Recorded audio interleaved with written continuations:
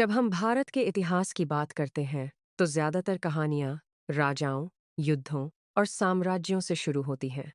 लेकिन भारत की असली कहानी इससे लाखों साल पहले शुरू हो चुकी थी। उस समय जब न कोई राजा था, न राज्य, न ही कोई लिखित भाषा। यही दौर कहलाता है प्रागैतिहासिक भारत, यानी प्री हिस्टोरिक इंडिया। यह वह समय है जब मानव ने पहली बार प्रकृति से जूझना सीखा, औजार बनाए, आग का उपयोग किया और धीरे धीरे सभ्यता की ओर कदम बढ़ाए। प्रागैतिहासिक काल को हम इसलिए प्रागैतिहासिक कहते हैं क्योंकि इस समय का कोई भी लिखित साक्ष्य उपलब्ध नहीं है। हमें इस काल की जानकारी केवल पुरातात्विक स्रोतों से मिलती है, जैसे पत्थर के औजार, गुफा चित्र, हड्डियां, राख और मानव द्वारा छोड़े गए अन्य अवशेष। इन्हीं आधारों पर इतिहासकारों ने इस काल को समझने की कोशिश की है। प्रागैतिहासिक भारत को मुख्य रूप से 4 भागों में बांटा जाता है: पुरापाषाण काल, मध्यपाषाण काल, नवपाषाण काल और ताम्रपाषाण काल। यह विभाजन मानव के औजारों, जीवन शैली और तकनीकी विकास के आधार पर किया गया है। सबसे पहला चरण है पुरापाषाण काल, जिसे ओल्ड स्टोन एज भी कहा जाता है। यह मानव इतिहास का सबसे लंबा चरण था, जो लगभग 25 लाख वर्ष पहले शुरू हुआ और करीब 10,000 ईसा पूर्व तक चला। इस काल का मानव पूरी तरह शिकारी और खाद्य संग्रह करता था। वह न खेती जानता था, न पशुपालन। उसका जीवन पूरी तरह प्रकृति पर निर्भर था। पुरापाषाण मानव के औजार मोटे और खुरदरे होते थे, जिन्हें बड़े पत्थरों को तोड़कर बनाया जाता था।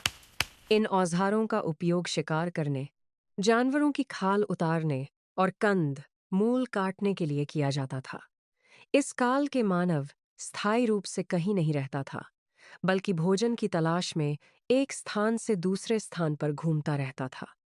इसी कारण उसे घूमंतु मानव कहा जाता है। पुरापाषाण काल को भी 3 उप भागों में बांटा गया है: निम्न पुरापाषाण, मध्य पुरापाषाण और उच्च पुरापाषाण। निम्न पुरापाषाण काल में मानव ने सबसे प्रारंभिक पत्थर के औजार बनाए। इस समय के औजारों में हैंडैक्स, क्लीवर और चॉपर प्रमुख थे। भारत में इस काल के अवशेष मुख्य रूप से सोहन नदी घाटी, नर्मदा घाटी और दक्षिण भारत के क्षेत्रों में पाए गए हैं। नर्मदा घाटी से मिले मानव अवशेष यह संकेत देते हैं कि भारत मानव विकास के शुरुआती केंद्रों में से एक था। मध्य पुरापाषाण काल में औजारों की गुणवत्ता में सुधार हुआ। इस समय के औजार छोटे, तेज और अधिक उपयोगी हो गए थे।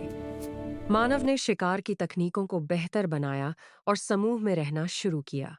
आग के नियंत्रित उपयोग के प्रमाण भी इसी चरण में दिखाई देने लगते हैं, जिसने मानव जीवन में क्रांतिकारी परिवर्तन किया। आग से भोजन पकाना, ठंड से बचाव और जंगली जानवरों से सुरक्षा संभव हुई। उच्च पुरापाषाण काल में मानव ने और अधिक परिष्कृत औजार बनाए। इस काल में ब्लेड और बुरिन जैसे औजारों का उपयोग बढ़ा। मानव की सोच और व्यवहार में भी परिवर्तन दिखता है। गुफाओं में रहने की प्रवृत्ति बढ़ी और कला के शुरुआती रूप दिखाई देने लगे। पुरापाषाण काल के बाद आता है मध्यपाषाण काल, जिसे मेसोलिथिक एज कहा जाता है। यह काल लगभग 10,000 ईसा पूर्व से 6,000 ईसा पूर्व तक माना जाता है।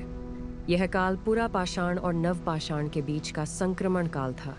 इस काल की सबसे बड़ी विशेषता थी सूक्ष्म औजारों का विकास, जिन्हें माइक्रोलिथ कहा जाता है। ये औजार छोटे, नुकीले और अत्यंत प्रभावी थे।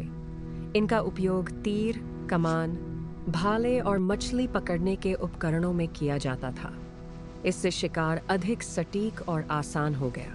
मध्यपाषाण मानव ने धीरे धीरे स्थायी जीवन की ओर कदम बढ़ाया। वह अब केवल शिकार पर निर्भर नहीं था, बल्कि मछली पकड़ना और छोटे जानवर पालना भी सीख रहा था। इस काल में कुत्ते को पालतू बनाने के प्रमाण भी मिलते हैं, जो मानव और पशुओं के संबंधों की शुरुआत को दर्शाते हैं। मध्यपाषाण काल की एक महत्वपूर्ण विशेषता है गुफा चित्रकला। मध्य प्रदेश के भीमबेटका जैसे स्थलों पर मिले चित्र इस बात का प्रमाण है कि मानव में कला, बोध और प्रतीकात्मक सोच विकसित हो चुकी थी।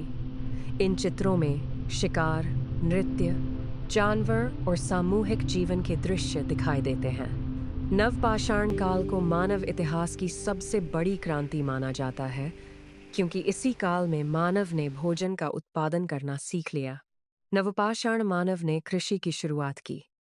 उसने गेहूं, जौ और चावल जैसी फसलों की खेती शुरू की और पशुपालन अपनाया। अब मानव स्थायी बस्तियों में रहने लगा। घर मिट्टी, लकड़ी और पत्थर से बनाए जाने लगे।